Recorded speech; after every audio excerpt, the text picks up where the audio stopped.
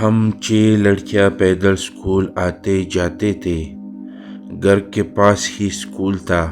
راستے میں ایک جنرل اسٹور پڑتا جسے ہماری ہی گاؤں کا ایک لڑکا چلایا کرتا تھا۔ ہم لڑکیاں کبھی کبھار کچھ خریدنے کے لیے اسٹور پہ چلی جاتے تھے۔ اسٹور میں اکثر عشقیہ گانے کیسٹ میں پلے ہو رہے ہوتے۔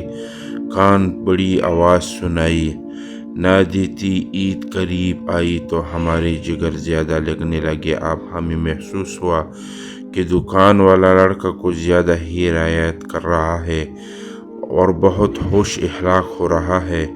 خیر ہم اکثر مذاق میں ایک دوسرے کو اس کی محبوب قرار دیتے، لیکن یہ راز زیادہ دن راز نہ رہا سکا۔ ہم سب شاپنگ میں مصروف تھے کہ اچانک گانے کے دوران ریکارڈنگ سے آواز آئی لو یو عارفہ، اور پھر مگر بار بار یہی آواز پلے ہو رہی تھی۔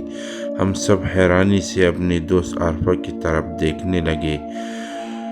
وہ بیچاری ہم سے بھی زیادہ ہونکوں کی طرح منہ کھولے کھڑی تھی۔ عمران بھائی جلدی سے ٹیپ بند کرنے لگے کہ ان کی بدقسمتی ان کے ابا حضور نے اسٹور میں قدم رنجہ فرما دیا اور عمران بھائی کی گویا روح پرواز کرنے کو اڑان بھرنے لگی۔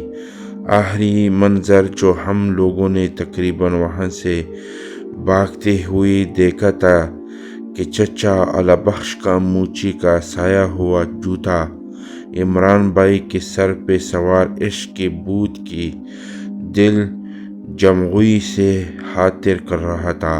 اسکول سے واپس پہ ہم وہ سامان واپس کرنے آئے تو چچا وہیں موجود تھے۔ اوئے عمران ادھر آ، یہ کون ہیں؟ انہوں نے عارفہ کی طرف اشارہ کرتے ہوئے کہا۔ باجی عارفہ۔ عمران بھائی گمگمائے اور اونچی بولو۔ چچا نے حکم جاری کیا۔ باجی عارفہ آپ کی بلند آواز میں کہا گیا۔ اچھا تو پھر باجی سے معافی مانگو۔ معافی مان کر دو۔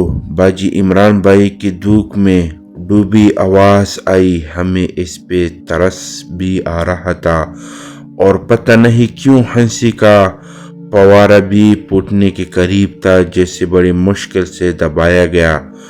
وہ دن اور آج کا دن کبھی ہم بھی نہیں گئے اور نہ ہی کبھی عشق کی بھوت نے ہمارا پیچھا کیا۔ پرانے ماں باپ کیسے انجینئر تھے کہ انہوں نے اپنے بچوں کی جن اتارنے کی کسی باب یا تعویذ کی ضرورت نہیں ہوتی تھی۔ کبھی آپ نے بھی عشق کا بھوت ابا کی جوتی سے اترتا دیکھا ہے؟